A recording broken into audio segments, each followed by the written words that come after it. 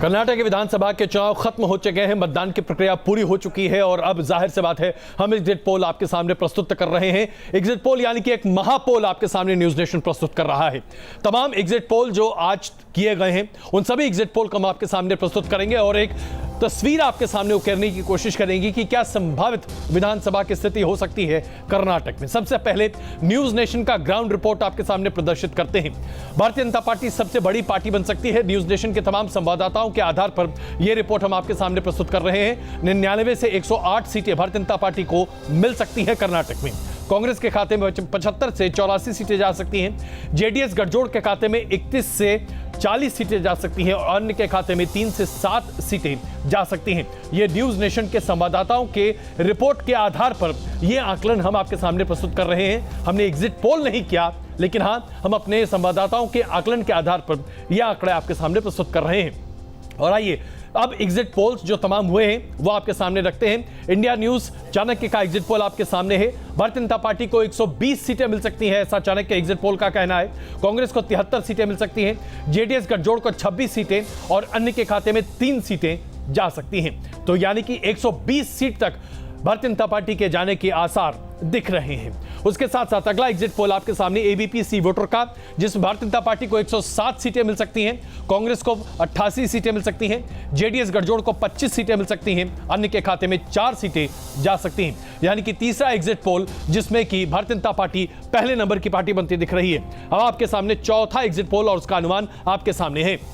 India today access का अनुमान है कि सबसे बड़ी पार्टी बनेगी कांग्रेस। 106 से 118 सीटें कांग्रेस को मिल सकती हैं। दूसरे नंबर पर भारतीय जनता पार्टी 79 से 92 सीटें।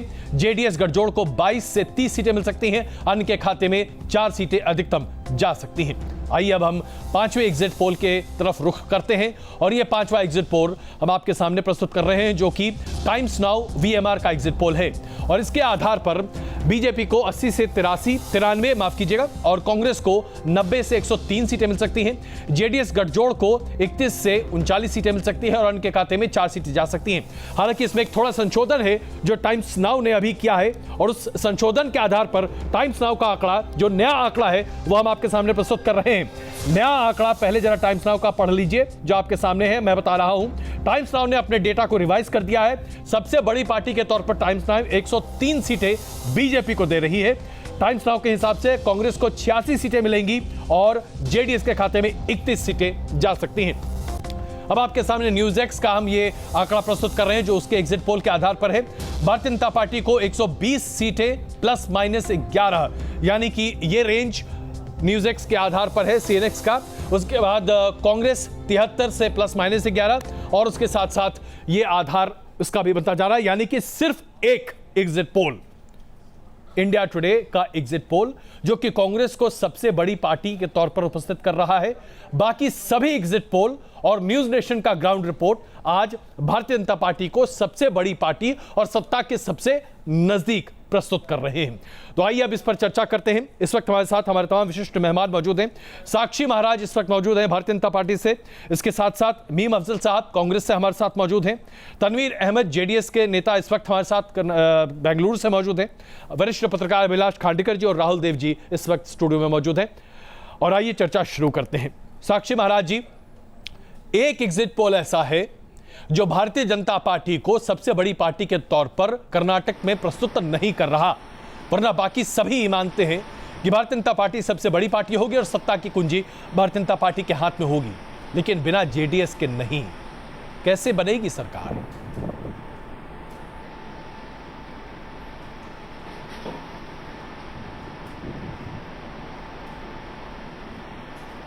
आवाज गायब हो गई। साक्षी महाराज जी तक आवाज आ रही है? लगता है कुछ तकनीकी दिक्कत है। साक्षी महाराज जी, आप सुन पा रहे हैं हमें? हाँ जी जी साक्षी महाराज जी, आवाज आई, बीच में आवाज कट गई थी। जी जी, मैं अजय कुमार सबसे पहला सवाल आपसे ये पूछ रहा हूं कि सभी एग्जिट पोल के अलावा सिर्फ एक एग्जिट पोल है जो ये मानता है कि भारतीय जनता पार्टी को पूर्ण बहुमत की सरकार बनाने में दिक्कत होगी और वो मानता है कि कांग्रेस को पूर्ण बहुमत की सरकार बनाने के आसार बनते हैं क्योंकि 118 सीटें तक कांग्रेस को मिल सकती हैं। बाकी सभी मानते हैं कि भारतीय जनता पार्टी सबसे बड़ी पार्टी है, लेकिन जेडीएस के सहारे के बिना सरकार नहीं बनती है। सवाल यह है कि सरकार अगर ऐसा ही स्थिति रही और जेडीएस का सहारा लेना पड़ा तो किस तरह से सरकार बनेगी, जेडीएस को साथ लेकर कैसे सरकार बनाएंगे, और वो सरकार क्या वाकई में भ्रष्टाचार रहित होगी?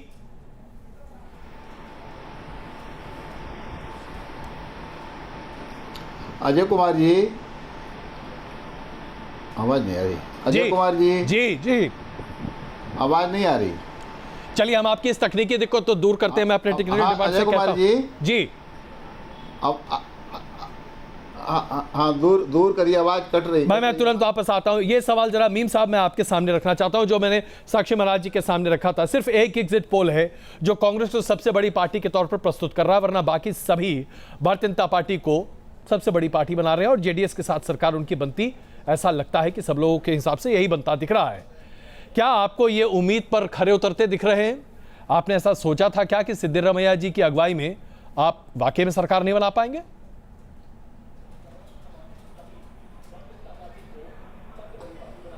अजय जी, हमने अभी भी नहीं सोचा है और हमें पूरा यकीन है कि सरकार हमारी बनेगी और मेजॉरिटी हमारी आएगी। दूसरी बात और सुन लीजिए, गुजरात के चुनाव के आंकड़े आपको याद होंगे क्या आए थे और बाद में क्या प्रूफ हुए। मैं ये मानता हूं कि आज बड़ा कन्फ्यूजन फैला है। पहली बार मैंने देखा जी, अभी आपने इसको क्लियर किया कि टाइम्स नाउ ने अपना पहले सर्वे कुछ और दिया, उसके बाद अभी आपने फरमाया कि उसने चेंज कर दिया। पहले वो हमको जीतता हुआ दिखा रहे थे, अब हमको हारता हुआ दिखा रहे हैं। उसके अलावा 8 बजे तक मैं कुछ चैनल्स पर बैठा हुआ था जी। उस वक्त 4 एजेंसीज का जो फेवर था वो कांग्रेस के लिए था और 4 बीजेपी के लिए था, और एवरेज के अंदर 100 से ऊपर कांग्रेस भी नहीं जा रही थी और भारतीय जनता पार्टी भी नहीं जा रही थी। लेकिन आहिस्ते आहिस्ते जो वक्त बदल रहा है, अभी मेरा ख्याल है एबीपी न्यूज़ का भी सर्वे पहले 2 बजे का आया, फिर 4 बजे का आया, 6 बजे का अभी तक नहीं आया जब तक मैं उनके प्रोग्राम में था। तो ऐसा कन्फ्यूजन मैंने देखा नहीं। क्या तमाशा हो रहा है ये कि सर्वे इस तरह से बदलते हैं क्या? सर्वे पहले कुछ और दिखाते हैं, उसके बाद चेंज हो जाते हैं क्या? सर्वे इस तरह होते हैं, उनको किस्तों में दिखाया जाता है? हर बार एक नई परंपरा शुरू होती है और मैं ये देख रहा हूँ कि देश के अंदर कुछ ऐसा माहौल बनाने की कोशिश की जाती है कि जैसे भारतीय जनता पार्टी के मुकाबले में कोई है ही नहीं। तो मैं ये समझता हूँ बहुत ही अफसोसनाक है। नहीं तो भीम साहब, आप कहना क्या चाह रहे हैं? आप ये कहना चाह रहे हैं कि तमाम मीडिया ऑर्गेनाइजेशन आज इस पर सवाल जरूर उठते हैं। भीम साहब सीधे तौर पर बात करें ना, क्या आप ये कहना चाहते हैं कि आज तमाम मीडिया ऑर्गेनाइजेशंस किसी दबाव में काम कर रही हैं? जी,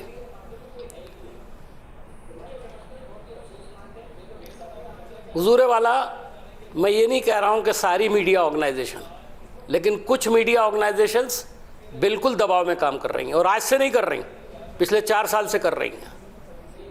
ये बात आपको, या कि आप जर्नलिस्ट हैं, आप शायद इसको बर्दाश्त नहीं करेंगे, लेकिन मैंने भी जर्नलिज्म ही किया, हमारी सारी ज़िंदगी जर्नलिज्म में गुजरी है जी। लेकिन मीडिया का जो हाल मैं आज देख रहा हूँ वो उससे देख करके मुझे सिर्फ अफसोस होता है, उसके अलावा मैं कुछ नहीं कह सकता हूँ। चलिए, तो ये सवाल मैं सीधे साक्षी महाराज जी के सामने रख देता हूँ। साक्षी महाराज जी, जो एग्जिट पोल आ रहे हैं उसके आधार पर भारतीय जनता पार्टी सबसे बड़ी पार्टी बनती दिख रही है, सिर्फ एक एग्जिट पोल को छोड़कर। मीम अफजल साहब, कांग्रेस के प्रवक्ता इस वक्त हमारे साथ हैं। उनका कहना है कि जो बदलाव दिख रहा है वो दरअसल मीडिया के तमाम दफ्तरों पर दबाव है। आप कितना दबाव डाल रहे हैं मीडिया के कई दफ्तरों पर? मैं अपनी टिप्पणी इसलिए नहीं करूंगा क्योंकि शायद मीम साहब ने पहले ही कह दिया कि कुछ, तो खैर चलिए, मीम साहब की ये बात हो सकती है, लेकिन अगर ऐसा है तो आप लोग किसको किसको कहां गला दबाकर क्या क्या कहवा रहे हैं? मुझे अजय कुमार जी, मुझे लगता है खिसियानी बिल्ली खंबा नोचे की स्थिति कांग्रेस की हो रही है। कांग्रेस सारे देश से साफ हो रही है, केवल एक एग्जिट पोल उनको बहुमत की तरफ थोड़ा थोड़ा दिखाई दे रहा है। बाद बाकी बीजेपी को सारे के सारे एग्जिट पोल दिखाई दे रहे हैं। पर मेरा जो अनुमान है जी, मैं अपने अनुमान की जहाँ तक बात करूँ तो मेरा जो अनुमान है वो मेरा अनुमान ये है कि 130 5 माइनस प्लस कम से कम इतनी सीटें बीजेपी को मिलने वाली हैं। 15 तारीख बहुत दूर नहीं है, दूध का दूध पानी का पानी हो जाएगा। भीम अफजल साहब भी देखेंगे, सारा देश देखेगा कि कर्नाटक में भारतीय जनता पार्टी भारी बहुमत से सरकार बना रही है। तो यानी आपने भारतीय जनता पार्टी को 125 से 135 के रेंज में रखा है, ये आपका खुद का आकलन है। तनवीर अहमद साहब, अगर ऐसा हो जाता है तब तो आपकी अहमियत ही खत्म हो जाएगी। मैंने बिल्कुल रखा है और ये मोदी का जादू है, सबका विकास सबका साथ। और हमारे राष्ट्रीय अध्यक्ष माननीय अमित शाह की बिल्कुल चाणक्य, जो उन्होंने चाणक्य की तरह पूरी रणनीति बनाई थी, उस रणनीति का परिणाम होगा। और मुझे लगता है कि 130 5 सीटें प्लस माइनस निश्चित रूप से भारतीय जनता पार्टी को मिलने वाली हैं। चलिए यही सवाल में तनवीर साहब, अगर ऐसा होता है कि भारतीय जनता पार्टी पूर्ण बहुमत की सरकार बना लेती है तो फिर जेडीएस क्या करेगी? क्योंकि कोई भी एग्जिट पोल जेडीएस को 40 से ज्यादा सीटें नहीं दे रही।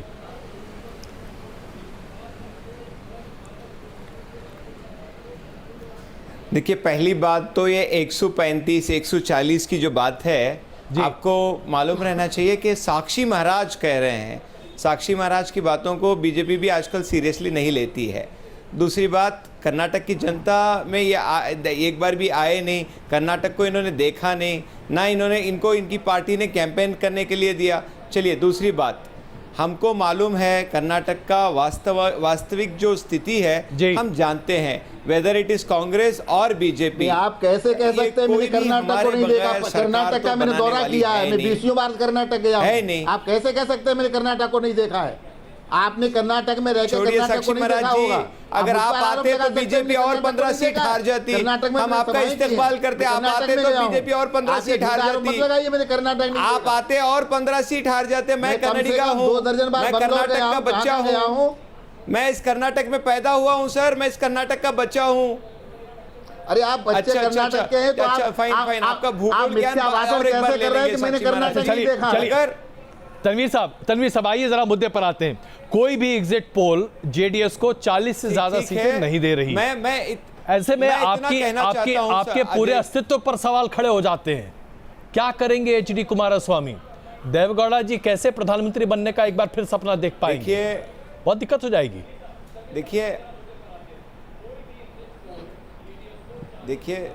देखिए 10 साल पहले भी हमको यही कहा गया था कि we are insignificant players in Karnataka. हमने हर बार प्रूव किया है। अगर हमको सरकार देने की अनुमति जनता नहीं देती, हम ऑपोजिशन में बैठेंगे। जैसे रेड्डी ब्रदर्स को हमने जेल भेजा था, जैसे सिद्धरामैया के कांड को हमने निकाला था, हम ऑपोजिशन में बैठ के अपना काम करेंगे। कोई नहीं हमको। हम सरकार के सत्ता के लोभी नहीं है। तो अच्छा ये बताइए जोड़ तोड़ नहीं जाते, हम छोटी पार्टी हैं। एक खबर अभी चल रही है कई टेलीविजन चैनलों पर, हालांकि हमारे पास वो पुख्ता तौर पर नहीं है, लेकिन मैं आपसे पूछना चाहता हूं। जेडीएस के एक नेता ने कहा है, बैजू जी ने, कि हमारे सारे विकल्प खुले हैं, जो भी हमारे घोषणा पत्र के साथ खड़ा होगा उस पार्टी को हम समर्थन दे देंगे। तो क्या भारतीय जनता पार्टी को समर्थन दे देंगे अगर उन्हें आवश्यकता होगी तो?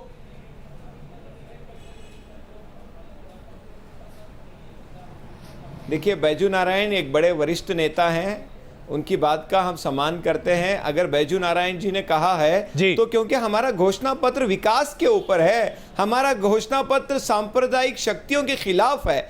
अगर ऐसा है तो डेफिनेटली कर्नाटक के तो बीजेपी सांप्रदायिक शक्ति है या नहीं है, विचार करेंगे। मगर बीजेपी के साथ जाएंगे, जेडीएस के, कांग्रेस बीजेपी सांप्रदायिक शक्ति है या नहीं है? ये साक्षी महाराज को आंसर देना चाहिए। नहीं, वो तो आप जानेंगे ना, क्योंकि सांप्रदायिक शक्ति कौन है और कौन नहीं है तो निर्धारण आप करेंगे। देखिए, आप बीजेपी के अंदर सांप्रदायिक शक्तियां हैं, तो फिर आप बीजेपी के साथ जाएंगे कि नहीं जाएंगे? सांप्रदायिक कोई पार्टी है तो उसका नाम कांग्रेस है। तनवीर जी देखिए, आपकी भूमिका जरा बड़ी हो जाती है, इसलिए मैं आपसे एक बार फिर पूछ रहा हूं। आपने अभी कहा कि हम विपक्ष में बैठना पसंद करेंगे। जैसे ही बैजू जी की बात मैंने आपके सामने रखी, आपने कहा कि जो भी सांप्रदायिक शक्तियां होंगी उनके खिलाफ हम खड़े होंगे। बीजेपी सांप्रदायिक शक्ति है या नहीं? हाँ या ना? बड़ा सीधा जवाब है।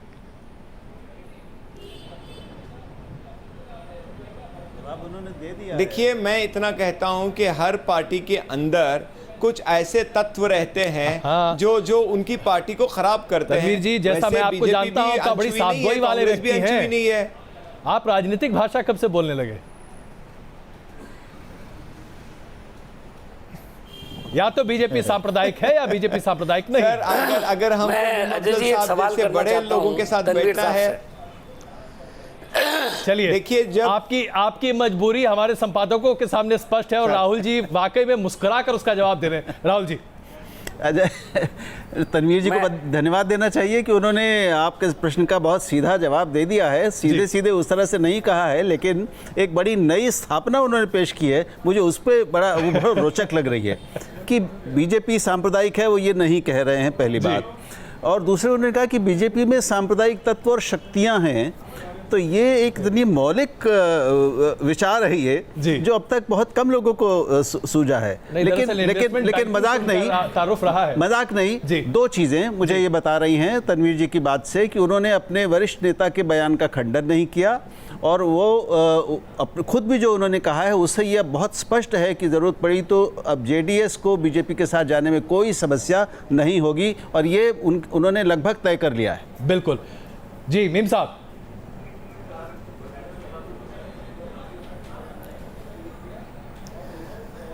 देखिए, मैं तनवीर साहब से एक बात कहना चाहता हूँ जी। देवेगौड़ा जी दिल्ली में रहे हैं और मैंने उनको बहुत करीब से काम करते हुए देखा है जी। उनकी सोच से भी मैं अच्छी तरह से वाकिफ हूँ। और अभी 3 रोज़ पहले मैं कर्नाटक में था, बेंगलुरु के अंदर जी। तो उस वक्त देवेगौड़ा जी का एक बयान आया था। पहले प्रधानमंत्री ने उनकी तारीफ़ की, उन्होंने बदले में उनकी तारीफ़ कर दी, लेकिन बाद में जब उन्होंने देखा कि ज़मीन पर इससे माहौल ख़राब हो रहा है तो देवेगौड़ा जी ने एक बयान दिया जिसको मैं दोहराना चाहता हूँ। उन्होंने कहा कि हमारी दुश्मन number 1 party Bharatiya Janata party है। मैं तनवीर भाई से ये पूछना चाहता हूँ कि आप लोग जो जेडीएस, जिसका नाम ही सेकुलर है, जनता दल सेकुलर, वैसे तो जनता दल के 16 टुकड़े हो गए 17, तो उसमें से एक जनता दल आपका भी है। तो जनता दल सेकुलर जो है, जिसके नाम के आगे सेकुलर लगा है, अगर आज भारतीय जनता पार्टी की डेफिनेशन बीजेपी की कम्युनलिज्म की बदल रहे हैं आप, तो फिर इससे तो ये साफ जाहिर होता है कि आप जैसे लोग भी अब तैयार हैं भारतीय जनता पार्टी के साथ जाने के लिए। ये अगर ऐसा है, मुझे हालांकि अभी भी यकीन है कि आपके यहाँ अगर ऐसा कोई सिचुएशन आई तो आपके यहाँ बहुत ज़बरदस्त झगड़ा होने वाला है। इसको आप मेरी बात को लिख लीजिए, क्योंकि मैं कर्नाटक में रहा हूँ, मैंने लोगों से बात की है, 1 हफ्ता मैंने वहाँ गुजारा है, तो और आपकी पार्टी से मेरा पुराना परिचय है। साहब, आप जिस और आपके बहुत सारे लीडर्स को मैं पर्सनली भी जानता हूँ और वैसे भी जानता हूँ। बैटिंग कर रहे हैं उसमें आप क्या करना चाह रहे हैं? एक तरफ तो उन पर मनोवैज्ञानिक दबाव भी डाल रहे हैं और दूसरी तरफ उन्हें लताड़ भी रहे हैं। तनवीर साहब, मैं कुछ बैटिंग, मैं अजय जी नहीं, अबे अजय जी, मैं बैटिंग नहीं कर रहा। साहब, मैं तो इस वक्त जो बहस हो रही है सिर्फ उसमें उसके मीम साहब, मैं आपका बहुत आदर करता हूँ। आप बड़ा सवाल उठाया, बहुत नेता बड़ा, हैं, और आपने ये सवाल उठाया। जी जी तनवीर साहब, जी बहुत बहुत शुक्रिया। मीम साहब, मैं मीम साहब का बहुत बहुत रेस्पेक्ट करता हूं, बड़े रेस्पेक्टेड पॉलिटिशियन है, हमने उनसे सीखा है सर। देखिए, हर सवाल का जवाब सही या गलत होता नहीं है, आपको भी मालूम है। मैं एक छोटा सा आदमी हूं मेरी पार्टी के अंदर। डेफिनेटली आपने जैसे बोला कि सेक्युलरिज्म और देवेगौड़ा का एक जो छवि है, he is a most secular person I have ever seen in my party और एनी पार्टीज। देवेगौड़ा साहब का एक स्टैंड रहेगा, और डेफिनेटली मैं भी एक पार्टी का नेशनल स्पोक्स पर्सन होने के नाते मेरी भी एक आवाज़ रहेगी। हम, क्योंकि देश को मैं जितना जानता हूं कि इस देश को कम्युनलिज्म ने तोड़ा है, मैं इस देश को टूटते हुए नहीं देखूंगा। डेफिनेटली 15 तारीख को दूध का दूध, पानी का पानी हो जाएगा। चलिए, तो ऐसे में साक्षी महाराज जी, आप भी रहेंगे, मैं भी रहूंगा। साक्षी महाराज जी, आपके घूम फिर कर बात वहीं आ गई, यानी कि इस देश में अगर कोई एक सांप्रदायिक ताकत है तो आप हैं। आपका वो गेरुआ वस्त्र है जो आज टेलीविजन स्क्रीन पर दिख रहा है। भाई,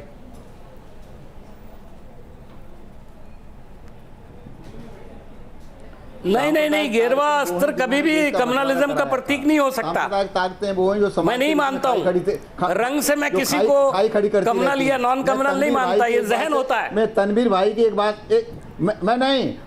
मैं तनवीर भाई की एक बात से अच्छी तरह सहमत हूँ कि 15 तारीख को दूध का दूध, पानी का पानी हो जाएगा, सब सामने आ जाएगा कहाँ कितना पानी है। जी, तो ये बताइए कि आखिरकार ये जो सांप्रदायिक छवि है आपकी पार्टी की, उसे लेकर तमाम लोग क्यों आपके पीछे हाथ धोकर पड़ रहे हैं?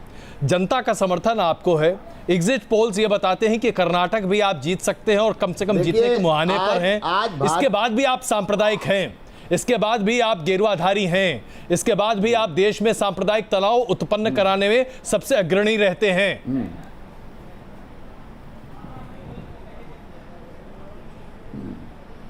भीम अफजल साहब, सारे विश्व में सबसे बड़ी लोकतांत्रिक पार्टी है भारतीय जनता पार्टी। लेकिन आप लोगों को पता नहीं क्या हो गया है, जो सांप्रदायिक कहते कहते बाबले होते चले जा रहे हैं। भारतीय जनता पार्टी विश्व की सबसे बड़ी लोकतांत्रिक पार्टी है और आज सारे देश में भारतीय जनता पार्टी है। कांग्रेस मुक्त होता चला रहा है भारत। कल आप कर्नाटक से भी कांग्रेस समाप्त होने वाली है और पता नहीं आपके पास कहां से, अगर भारतीय जनता पार्टी सांप्रदायिक होती तो भारतीय जनता पार्टी इतनी जोर से थोड़ा ही बढ़ती।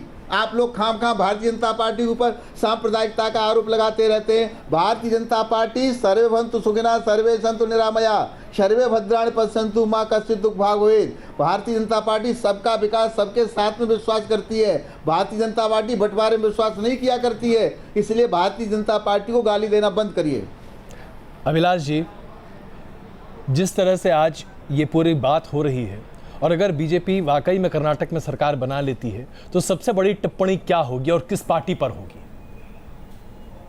यदि भारतीय जनता पार्टी यदि वहाँ पर यदि सरकार बनाने में यदि सफल हो जाती है तो निश्चित रूप से यही माना जाएगा कि भारतीय जनता पार्टी जिस उद्देश्य को लेकर आगे बढ़ रही है, प्रधानमंत्री लगातार बात कर रहे हैं कांग्रेस मुक्त भारत की, वो बात सही हो जाएगी। ये बात भी सामने आ जाएगी कि कांग्रेस को जो अपनी मतलब they should get their act together which they are failing जी। तो मुझे लगता है कि कांग्रेस को बहुत ज़बरदस्त रूप से, अंतर्बाह्य रूप से, सबदूर से अपना परीक्षण करना पड़ेगा कि उनका समाज से, वोटर से जो नाता है उसको रीडिफाइन करने की ज़रूरत पड़ेगी।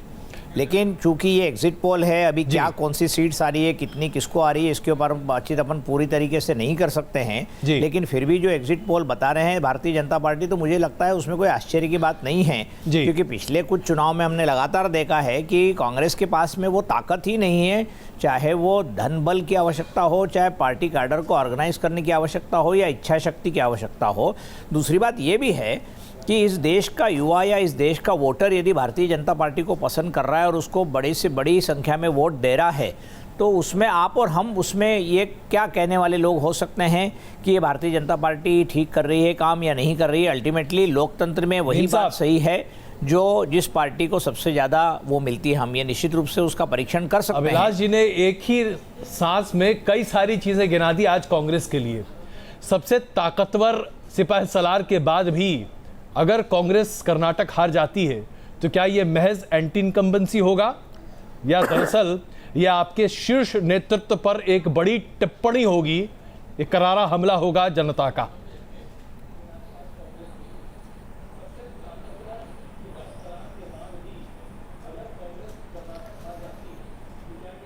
देखिए, पहली बात तो ये कि अभी सिर्फ ये आपके एग्जिट पोल हैं, वो भी बड़े कंफ्यूजिंग हैं जी, जो मैंने पहले ही बताया। रिजल्ट आएगा 15 तारीख को, इस पर बात करेंगे।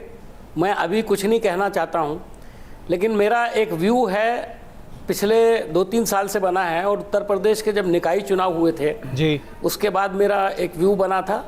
गुजरात के चुनाव को जिस तरह से देखा गया, मैं उसको उस तरह से नहीं देखता। इस वक्त मैं शेयर नहीं करना चाहूँगा, क्योंकि जो सवाल बाद में हम उठाएंगे, अगर कोई ऐसी बात होती है तो फिर वो सवालात जो हैं वो सीरियसली उस पर ज़रूर पूरे देश को सोचना पड़ेगा।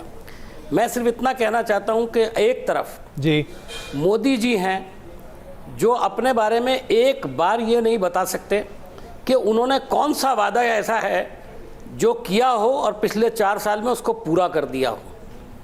कौन सी एक स्कीम बता दें जिसको उन्होंने लागू किया हो और उनकी अपनी स्कीम हो और उसको उन्होंने पाया तकमील को, यानी कि मुकम्मल करके पहुंचा दिया हो। एक ऐसे प्रधानमंत्री जो सुबह से शाम तक गलत बयानी, मैं झूठ का लफ्ज़ इस्तेमाल नहीं कर रहा हूं, क्योंकि मैं गुफ्तगू करने के अंदर बहुत एहतियात रखता हूं और प्रधानमंत्री के बारे में जब बोलता हूं तो बहुत सोच के बोलता हूं। जितनी गलत बयानी उन्होंने की है इस देश के अंदर, आज तक भारत के किसी प्रधानमंत्री ने उतनी गलत बयानी नहीं की है। आज बहुत आसानी से लोग इस बात पर कन्विंस हो जाते हैं कि हाँ, मोदी जी जो कहते हैं वो करते कभी नहीं हैं। तकरीर करने का फ़न उनका बहुत अच्छा है, नो डाउट। मेरे ख्याल में अटल बिहारी वाजपेयी तक अभी भी वो नहीं पहुँचे हैं, लेकिन बहरहाल उनके अंदर एक कला है तकरीर करने की, और उसकी बुनियाद पर वो ये समझते हैं, पूरा देश इस बात से कन्विंस हो जाए कि इस देश का उद्धार सिर्फ उनकी तकरीरों से हो सकता है। मीम साहब, अगर देश ऐसा सोचने लगा है जी, तो मैं सिर्फ इतना कहूंगा कि देश के लिए बहुत बदकिस्मती की बात होगी। आपने बहुत बड़ी टिप्पणी कर दी है, लेकिन जिस तरह से भारतीय जनता पार्टी का ग्राफ लगातार बढ़ रहा है, जाहिर सी बात है ये कहने की बात नहीं है। साक्षी महाराज जी, क्या आपको लगता है कि वाकई में प्रधानमंत्री जो कहते हैं वो कभी करते ही नहीं है, जैसा मीम साहब कह रहे हैं जी, या जनता आंख पर पत्ती बांध कर नरेंद्र मोदी जी का बस जाप और जाप कर रही है? आजाद अजय जी, आजाद भारत में पहला प्रधानमंत्री हुआ है जो कहता है वही करता है। कांग्रेस जब से पैदा हुई तब से लेकर आज तक एक भी रसोई गैस का कनेक्शन किसी व्यक्ति को नहीं दिया होगा। 8 करोड़ गैस कनेक्शन महिलाओं को मोदी जी ने देने का काम किया है। मैं भीम अफजल साहब से पूछना चाहता हूं, अगर मोदी काम नहीं कर रहे तो जनता मोदी की दीवानी कैसे है, बीजेपी की दीवानी कैसे है? और अजय जी, मैं एक बात भीम अफजल साहब से पूछना चाहता हूं, 15 तारीख को अगर कांग्रेस कर्नाटक में हार जाती है, जिसकी बहुत बड़ी संभावना है, तो भीम अफजल साहब क्या कांग्रेस के दफ्तर में ताला लगाने वाले हैं? मैं फिर प्रश्न करना चाहता हूं, अगर 15 तारीख को कर्नाटक में कांग्रेस बुरी तरह से हार जाती है और भारतीय जनता पार्टी सरकार बना लेती है, तो भीम अफजल साहब ये निश्चित करेंगे, आप क्या सुनिश्चित करेंगे कि कांग्रेस के दफ्तर पर ताला लगेगा? मीम साहब, देखिए, कांग्रेस के दफ्तर पर तो बाद में ताला लगवाइएगा, सबसे पहले शिवसेना के दफ्तर में ताला लगवाइए, जो आपके सहयोगी हैं, जो आपकी सोच के साथ हमेशा रहे और आज आपके खिलाफ हैं। आप ताला लगवाइए अकालियों के दफ्तर पर। बात करना जितने आपके साथी हैं, मेरा ख्याल है सबसे पहले आप ताला उनके ऊपर लगवाएंगे। कांग्रेस पर ताला लगाने का ख्वाब आप देखते रहिए साक्षी जी, आपका ये ख्वाब पूरा नहीं होगा। और मैं आपको एक बात और बता दूं, एक बात और सुन लीजिए कि आपकी पार्टी 2 पार्लियामेंट के मेंबरों पर मबनी थी, मत भूलिए। इतना गरूर अच्छा नहीं होता है। हमने बहुत गर्मी और सर्दी देखी है, हमने अंधेरा और उजाला देखा है, आपने अभी कुछ नहीं देखा।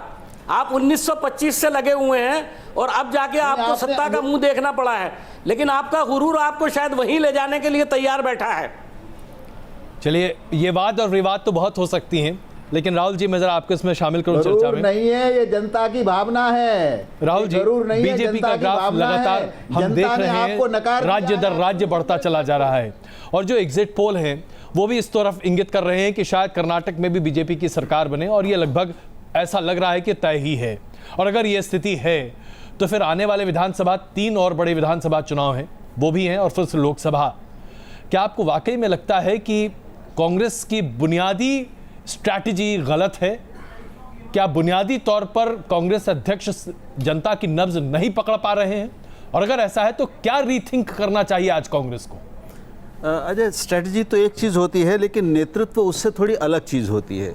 तो स्ट्रैटेजी का अनुभव कांग्रेस को खूब है, उसने बहुत सारे चुनाव जीते हैं इस देश में, तो वो सब समझती है। लेकिन कांग्रेस की समस्या ढांचागत है, उसकी प्रकृतिगत है, वो है उसका नेतृत्व।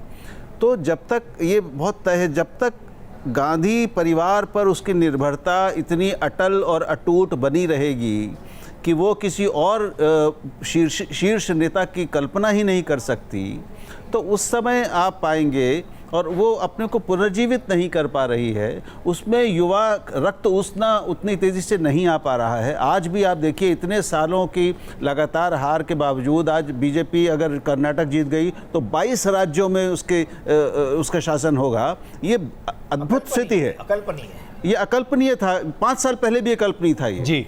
तो इसका मतलब कुछ तो कांग्रेस के लिए है कि उसके पास न तो अब कार्यकर्ता बचे हैं, ना उसके पास लोगों को प्रेरित करने वाला, लोगों को जागृत करने वाला और ऊर्जित करने वाला जी, एनर्जाइज करने वाला कोई विचार बचा है, और ना युवा नेतृत्व बचा है जो नई ऊर्जा से काम करने लगे, एक नया विजन दे सके। इन सभी मोर्चों पर उसकी जो नाकामी है और उसकी जो निर्भरता है पुराने एक परिवार पर, पुराने नेताओं पर, पुराने तौर तरीकों पर, ये उसकी एक सम्मिलित नाकामी सामने। मीम साहब,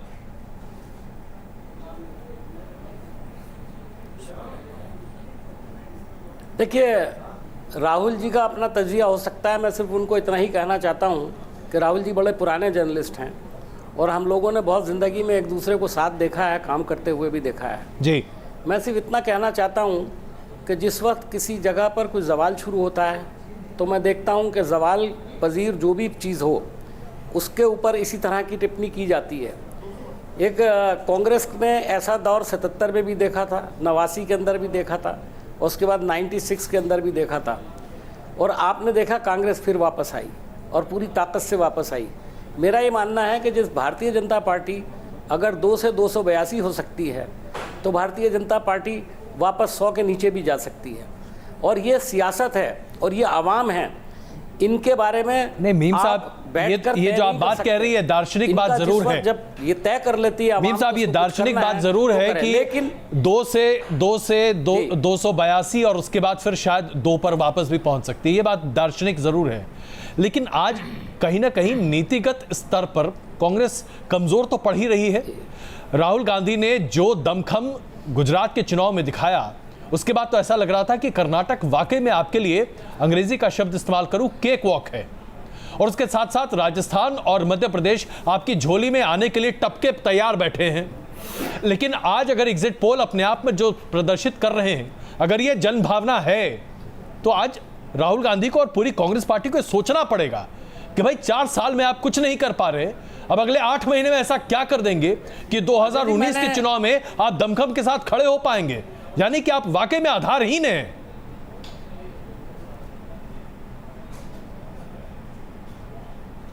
अजय जी, आपको याद होगा 2004 के अंदर जब चुनाव हुआ था जी, तो India was shining like anything. कोई था जो उस वक्त मानने वाला हो कि कांग्रेस जीत सकती है? मैं भी मायूस होकर के देश के बाहर चला गया था और ये सोच रहा था कि रिजल्ट के बाद आऊँगा, क्योंकि शायद हम लोग जीत नहीं पा रहे थे। लेकिन जब इलेक्शन का रिजल्ट आया तो आपने देखा कि बड़े बड़े सियासी पंडित हैरान रह गए। तो मैं ये नहीं मानता हूँ कि जो आज हो रहा है वो कल भी होगा। चेंज जो है वो प्रोसेस है और चेंज हमेशा होती है। नीम साहब, मैं फिर वही कहूंगा, ये दार्शनिक बातें जरूर हैं, लेकिन जमीन पर इसके पैर दिख नहीं रहे। ये एक बहुत बड़ी समस्या है और इस बारे में हम कई बार चर्चा कर चुके हैं साक्षी महाराज जी। लेकिन एक बड़ा मसला ये है आज जो कि भारतीय जनता पार्टी के सामने मुंह खड़ा है। कर्नाटक में जब मैं गया तो गालिब ख्याल अच्छा है साक्षी महाराज जी, लेकिन एक बहलाने के लिए गालिब ख्याल अच्छा है। कर्नाटक के लोगों की एक बड़ी शिकायत थी जो आज मैं आपके सामने रख रहा हूं। कर्नाटक में बीजेपी के प्रति लोगों ने एक बात बार बार कही कि क्या कर्नाटक के खुद के नेता इतने गौण हो गए कि उत्तर प्रदेश के मुख्यमंत्री को बुलाकर चुनावी सभा करनी पड़ रही थी। कैबिनेट के 12 मंत्री एक साथ कर्नाटक में पड़ाव डालकर बैठे रहे और अंततः प्रधानमंत्री नरेंद्र मोदी को वही करना पड़ा जो उन्होंने गुजरात में किया। तो क्या कर्नाटक में बीजेपी का कोई अस्तित्व है नहीं? येदियुरप्पा आपके कोई खास बड़े नेता है नहीं? ये उत्तर और दक्षिण का बड़ा भेद दिखा वहां पर और ये बात थी वहां पर। बीजेपी में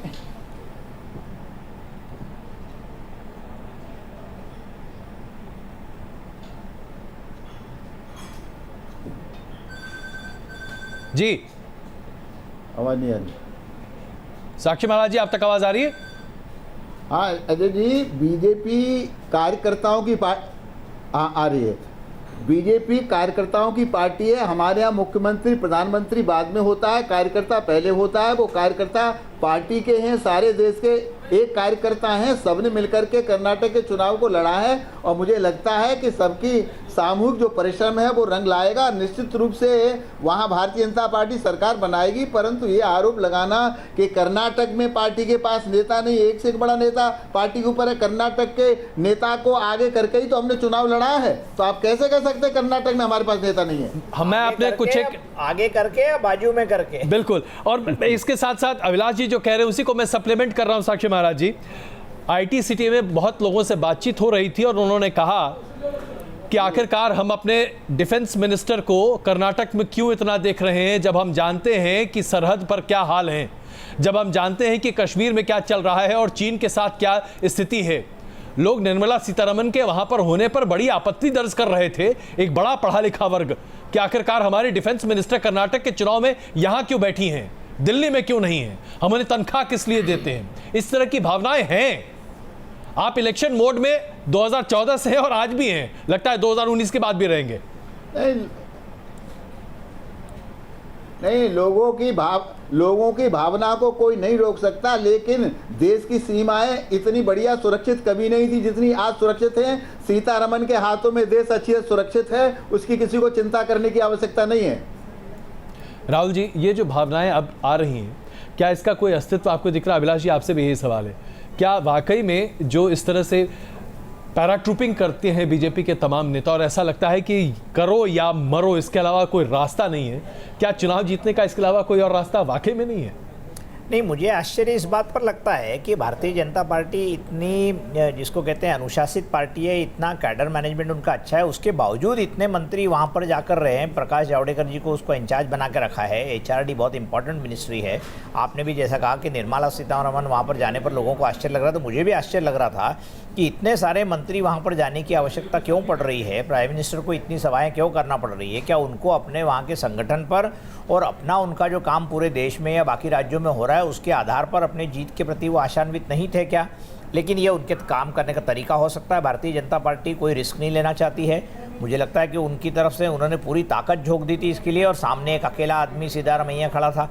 तो इसके बावजूद यदि निर्णय किसी तरीके से नए तरीके से सामने आते हैं तो ये आश्चर्य की बात होगी।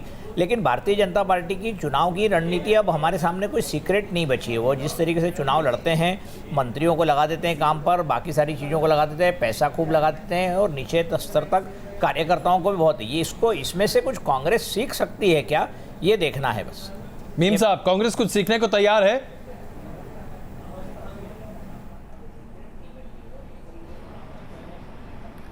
कम से कम हम वो सीखने के लिए तो तैयार नहीं हैं जो मोदी जी की स्ट्रेटजी है, जो उनका तरीक़ाकार है, जिस तरह से वो देश को बांटने की एक राजनीति करते हैं, हर स्टेट में जाकर जिस तरह के नारे देते हैं और उनके साथी देते हैं। मेरे ख्याल में हम कांग्रेसी मर जाएंगे लेकिन वो काम नहीं करेंगे। इस देश को बांटने के लिए कांग्रेस कभी आगे नहीं आ सकती, इस देश को जोड़ने के लिए कांग्रेस आगे आ सकती है। और मैं एक बात और बताना चाहता हूँ, भारतीय जनता पार्टी के लोग नहीं बांटा था, कांग्रेस को टीवी चैनल्स पर आते हैं, जितने लीडर्स हैं, उनके पास सबसे फेवरेट टॉपिक ये है, उनका सबसे फेवरेट टॉपिक क्या है? कांग्रेस मुक्त भारत। कांग्रेस की कोई अहमियत नहीं है, कांग्रेस खानदानी पार्टी है। मेरी एक बात समझने में नहीं आती है कि जब हम इतनी बुरी तरह से उनकी नज़र में हार ही रहे हैं, तो फिर हर चुनाव के अंदर हमारे प्रधानमंत्री जी की और अमित शाह जी की तकरीरों का जो शुरुआत होती है वो नेहरू गांधी फैमिली से होती है, और उसका इख्तिताम भी इसी पर ही होता है। तो इतना खौफ और इतना परेशानी उनको किस तरह है भारतीय जनता पार्टी की? अब तो 22 स्टेट की बात कर रहे हैं, 21 तक तो वो पहुँच गए हैं, तो फिर उनको इतना परेशान होने की ज़रूरत क्या है? खौफ या मैंने देखा है कि उन्हें शिवसेना की कोई फिक्र नहीं है, किसी और जमात की कोई फिक्र नहीं है। हर एक के साथ वो ये कर सकते हैं कि किसी को किसी तरीके से खरीदेंगे, किसी को किसी तरह से। खौफ या नफरत? मैं ये पूछना चाहता हूं या सिरे से हटा देना, ऐसी क्या उनको सबसे बड़ा खतरा उनको किससे लगता है? वो आपको साफ कर देना चाहते हैं, इसमें सोचने की क्या? कांग्रेस से। हाँ बिल्कुल, कांग्रेस को साफ कर देना चाहते हैं। इसका मतलब कांग्रेस एक ताकत है। इसमें गलत क्या है, आप ही बताइए। क्या कांग्रेस बीजेपी को साफ नहीं करना चाहती? नहीं, मैं बिल्कुल, अजय जी, हम भारतीय जनता पार्टी को साफ नहीं करना चाहते, बिल्कुल स्ट्रेट फॉरवर्ड मैं आपको कह रहा हूं। और डेमोक्रेसी में किसी भी पार्टी को ख़त्म करने की जो भावना है वो डिक्टेटरशिप की अलामत है, और आप एज ए जर्नलिस्ट कभी इसको सपोर्ट नहीं कर सकते। नहीं, मैं सपोर्ट करने की बात नहीं, मैं तो सीधे खत्म कर दिया जाए। मैं तो एक पार्लियामेंट का मेंबर है, ऑप्शन रख रहा हूं, उसको भी शायद ये हो सकता है साक्षी महाराज जी साफ रखेंगे। नहीं, अजय जी आपने कहा कि इसमें गलत क्या है? इसमें सब कुछ गलत है। अजय जी आपने कहा इसमें गलत क्या है? पार्टी के लिए इसमें सब कुछ गलत है। साक्षी महाराज जी, हम ऐसा सोचे तो गलत है। मुक्त भारत कहते हैं, इसका मतलब क्या है? मीम साहब को यही बता दीजिए।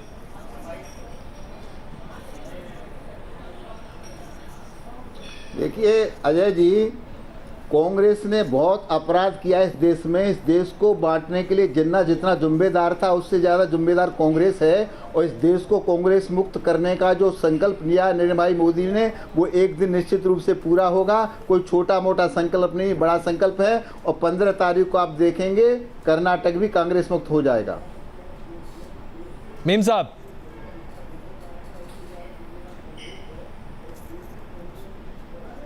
साक्षी जी को मैं सिर्फ इतना ही कहना चाहता हूं वो कुछ भी कहें, ये उनका हक है। उनका माजी भी हमारे सामने है, उनका हाल भी हमारे सामने है, और मुस्तकबिल के लिए मैं उनकी दुआ करता हूँ। मैं सिर्फ इतना कहना चाहता हूँ कि भारतीय जनता पार्टी आप जैसे लोगों को अगर आज नहीं पूछ रही, तो आप ध्यान रखिए, आपका हाल भी अडवाणी जी और मुरली मनोहर जोशी जैसा होने वाला है। आप जब तक पार्लियामेंट के मेंबर हैं, आप समझ लीजिए थोड़ी बहुत पूछ है, लेकिन अब आप जैसे लोगों के लिए भी इस भारतीय जनता पार्टी में कोई जगह नहीं है। कांग्रेस मुक्त करने की बजाय मोदी जी अभी आप जैसे लोगों से मुक्त करेंगे अपनी भारतीय जनता पार्टी को, और उसकी शुरुआत उन्होंने गुरुजी से कर दी है। और पूरा देश देख रहा है कि आज किस तरह का बिहेवियर और किस तरह का रवैया आप अपने सीनियर लीडर्स के साथ कर रहे हैं। मेरे ख्याल में कांग्रेस मुक्त करने वाले खुद अपने आप से मुक्त हो रहे हैं, अपने पुरखों से मुक्त हो रहे हैं, अपने जिन लोगों ने आज इस कुर्सी तक पहुंचाने में सबसे बड़ी भूमिका अपनाई है, आज उससे उनको मुक्त करने का काम कर रहे हैं। तो इसलिए आपके ऊपर कितना भरोसा करते हैं आपके पार्लियामेंट के मेंबर, आपके मंत्री प्राइवेट गुफ्तगू में क्या कहते हैं। किसी को काम करने की इजाज़त नहीं है, किसी को मिलने की इजाज़त नहीं है, कौन किससे मिलता है हर एक पर नज़र है। अरे आप सरकार चला रहे हैं या एक विजिलेंस एजेंसी चला रहे हैं? राहुल जी, इस तरह के आरोप कांग्रेस लगातार लगा रही है, और अगर मैं अमित शाह जी की बात को आपके सामने रखूं, वो कहते हैं कि चुनाव जो है वो युद्ध क्षेत्र है, और युद्ध क्षेत्र में आदमी दूसरे को हराने और खुद को जिताने के लिए ही आगे बढ़ता है। तो क्या इस भावना में कहाँ गलत और कहाँ सही? और मीम साहब जो कह रहे हैं कि हम साफ नहीं करना चाहते, मैं चाहता हूं आप इस पर अपनी नहीं, मैं स्वयं निजी तौर पर इस सोच से असहमत हूं कि हमें किसी देश को किसी भी एक पार्टी से मुक्त करने की ज़रूरत है, वो भी कांग्रेस जैसी पार्टी के बारे में इस तरह की बात कहना मैं अनुचित मानता हूं। हम अब आप केरल की एक पार्टी है जो उसके पीछे एक जिहादी पार्टी है, उस पार्टी से मुक्त होने की बात होगी तो शायद मैं सहमत हो जाऊंगा जी। तो मुक्त देश को करना है कुछ कुप्रवृत्तियों से, कुछ बुराइयों से। भ्रष्टाचार मुक्ति की हम बात कर सकते हैं, गरीबी मुक्ति की हम बात करें, भुखमरी मुक्ति की बात करें, स्टंटिंग की, कुपोषण मुक्ति की बात करें, तो ये सोच से मैं सहमत नहीं हूँ। लेकिन जो दूसरी आपने रणनीति की बात की, तो अमित शाह और नरेंद्र मोदी की रणनीति अब बिल्कुल स्पष्ट है। अभिलाष भी कह रहे थे कि वो हर लड़ाई को बराबर महत्व का मानते हैं। छोटे से छोटा प्रदेश हो, चाहे वो हिमाचल हो या मणिपुर हो, वहाँ पर पूरी जितनी संभव ताकत लगा सकते हैं वो लगाते हैं। वो एक भी मौका जनता तक पहुँचने का, वोटर को अपने पास लाने का, उसको प्रभावित करने का छोड़ना नहीं चाहते। और जो एक उसका जो वोटरों का मानसिक आकाश है, उसको पूरा वो आच्छादित करना चाहते हैं, उसको पूरा पर छा जाना चाहते हैं। ये उनकी रणनीति है। इस रणनीति पर आप उंगली नहीं उठा सकते, क्योंकि वो जीतने के लिए सब कुछ करते हैं और पूरी ऊर्जा से करते हैं। बिल्कुल, ये उनकी ताकत है। साक्षी महाराज जी,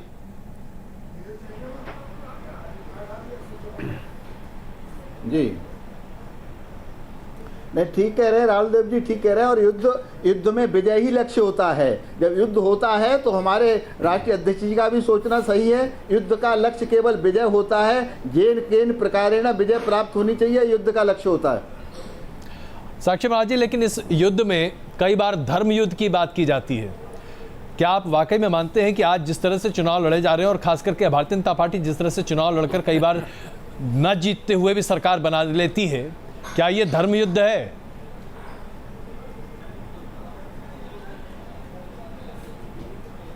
नहीं, न जीत के सरकार नहीं बना रहे हम लोग, जीत जीत के ही सरकार बना रहे हैं। कई राज्यों में आपके पास बहुमत नहीं होता, जोड़ तोड़ की सरकार बना ली जाती है। गोवा की बात हमने देखी है। सरकार कैसे बने? गोवा में कांग्रेस सबसे बड़ी पार्टी थी, लेकिन अंततः सरकार बनी बीजेपी की। बहुमत नहीं हुआ, सरकार बनेगी कैसे? अब बहुमत कैसे हो जाएगा? अगर लोग अपने आप आते हैं तो हम क्या कर सकते हैं इसमें? मीम साहब, तो आप लोगों को क्यों नहीं आकर्षित कर पाते अपनी तरफ? जी बिल्कुल, कल आज बोला आपने। जीडीएस वाले ही हैं, कल हमारे साथ आते हैं तो हम क्या करेंगे? हमारे पास रिसोर्सेज नहीं है। मान लीजिए बीजेपी की 4 हमारे पास वो रिसोर्सेज नहीं है जो मोदी जी के पास है, जो अमित शाह जी के पास है। तो इसमें बुराई क्या बात है? नहीं तो फिर मीम साहब, अब देखिए ये कैसा है, ये खेल बड़ा अजीब सा है। आप खेल खेलने के लिए उतरते भी हैं और कहते कि नहीं देखिए उनका बल्ला बहुत भारी है और वो बहुत बड़ा स्ट्रोक लगा लेंगे क्योंकि उनका बहुत बल्ला भारी है। तो भाई आप कमजोर बल्ला लेकर उतरते ही क्यों मैदान में? अजय जी, बल्ला नहीं, डंडा बहुत भारी है।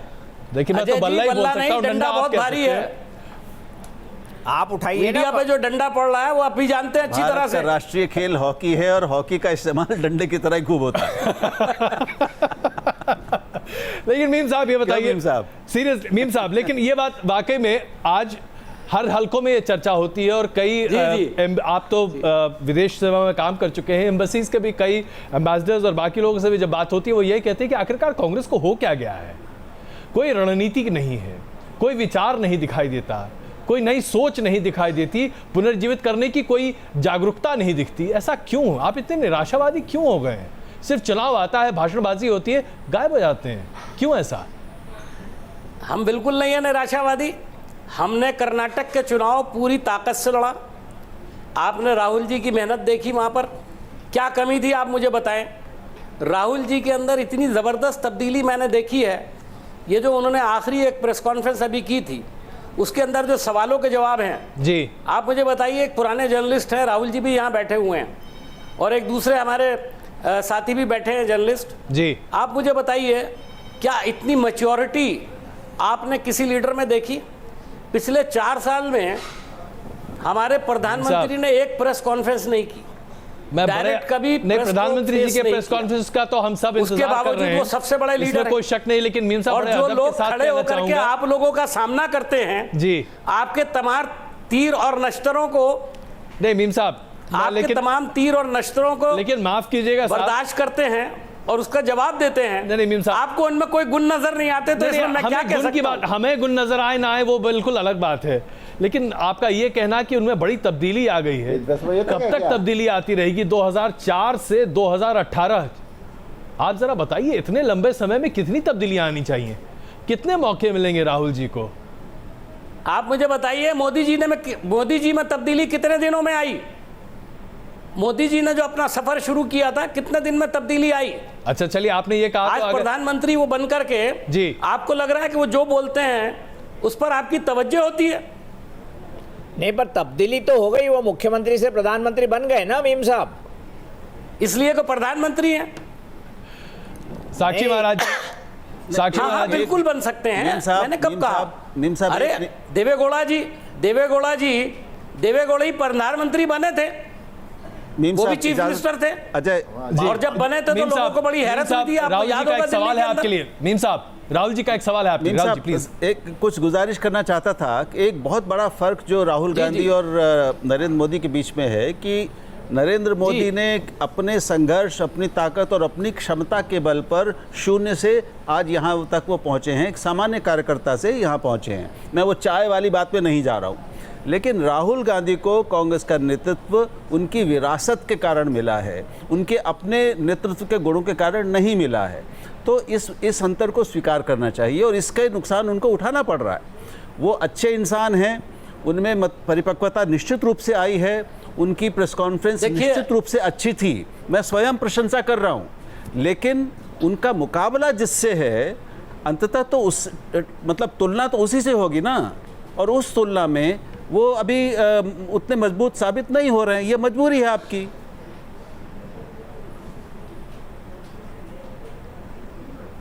देखिए राहुल सच्चाई जी, को भीम साहब कबूल कहाँ जब 20 करेंगे? स्टेट साथ में हो, जब देश की सत्ता हाथ में हो, जब सीबीआई साथ में हो, जब ईडी साथ में हो, जब सरकार इस अंदाज से चले जिस अंदाज से कभी एक बड़ा आदमी चला करता था, उसका नाम नहीं लेना चाहता हूँ, आपको पसंद भी नहीं आएगा और हमको वैसे भी पसंद नहीं है।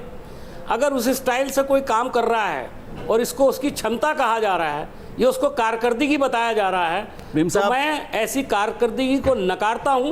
और मैं ये समझता हूँ ये बिल्कुल कि गलत तकरीरों बात से है। देश नहीं चलता, नरेंद्र मोदी काम से देश चलता है। डॉक्टर मनमोहन सिंह के बारे में, डॉक्टर मनमोहन सिंह के बारे में सुन लीजिए, डॉक्टर मनमोहन सिंह के बारे में क्या कहा गया था।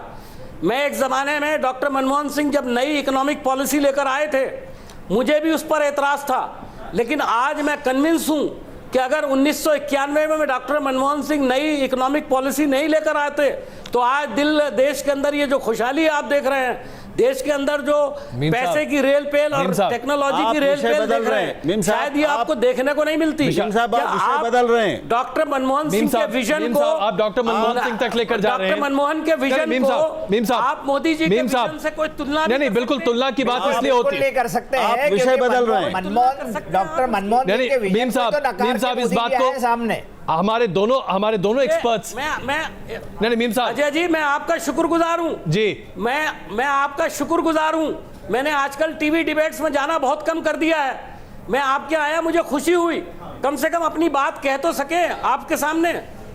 नहीं आजकल तो हाल ये हो गया है कि आप नहीं, खैर, बोलते मीम साहब, हैं देखिए। और एंकर आपको बोलने नहीं देता। मीम साहब, अभी मैं एक चैनल पर देख रहा था, हमारे छोड़िए, एंकर के देखिए साथ मीम क्या सलूक कर साहब, रहा मीम था साहब, एंकर। मैं दूसरे चैनलों की बात नहीं कर सकता क्योंकि वो मेरा अधिकार नहीं है, लेकिन हाँ, मैं एक चीज आपके सामने जरूर रखना चाहता हूं, मेरे पास वक्त बहुत कम है। नहीं, मैंने कोई नाम नहीं लिया। मैं बहुत संक्षेप में आपके सामने एक बात रखना चाहता हूं। आपने कहा कि आज नरेंद्र मोदी जी के पास ताकत है, सत्ता है, उनके पास सब कुछ है। राहुल गांधी जी के पास 10 साल ये सब कुछ था, 2004 से लेकर 2014 तक। अगर वो चाहते इसको आप बखूबी इस्तेमाल कर सकते थे, अपनी छवि और अपनी तमाम व्यक्तित्व को निखार कर लोगों के सामने रख सकते थे। अगर उसमें कमी है तो राहुल गांधी जी को यह सोचना होगा, कांग्रेस को यह सोचना होगा। इसमें मोदी जी को दोष देकर क्या फायदा?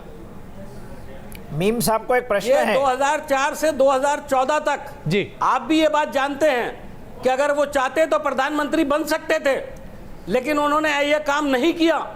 इससे उनकी इज्जत बढ़नी चाहिए, ना कि आप उसको ये कहें कि वो कुछ नहीं कर पाए। हमने ये नहीं एक कहा कि वो शख्स कुछ ने नहीं कर पाए। माफ पूरे 10 कीजिएगा, साल तक, माफ कीजिएगा, जबकि मुझे नहीं पार्टी लगता भी कि जा हमारे सकती थी, हमारे पैनलिस्ट लोग में से भी जा किसी ने कुछ सकते ये थे, कहा कि उनको वो मौका कुछ नहीं कर पाए। सवाल ये है कि सत्ता उनके पास भी थी, सत्ता आज मोदी जी के पास भी है। कौन इसका कैसा इस्तेमाल कर रहा है, ये उस व्यक्तित्व पर निर्भर करता है। अफसोस कि इस चर्चा को हम और आगे नहीं बढ़ा पा रहे, वक्त की कमी है। आप सबका बहुत धन्यवाद इस चर्चा में शामिल होने के लिए। लेकिन हाँ, अगर एग्जिट पोल जिस नतीजे की तरफ इंगित कर रहे हैं, अगर भारतीय जनता पार्टी सबसे बड़ी पार्टी बनकर सत्ता बना लेती है कर्नाटक में, तो आज कांग्रेस को वाकई में यह सोचना पड़ेगा कि ड्राइंग बोर्ड नहीं, जमीन पर जाकर किस तरह से 2019 की तैयारी की जाए। अन्यथा वाकई में भारतीय जनता पार्टी का कांग्रेस मुक्त भारत का सपना साकार होता ही दिखेगा। बहुत धन्यवाद आप सबका इस चर्चा में शामिल होने के लिए। धन्यवाद।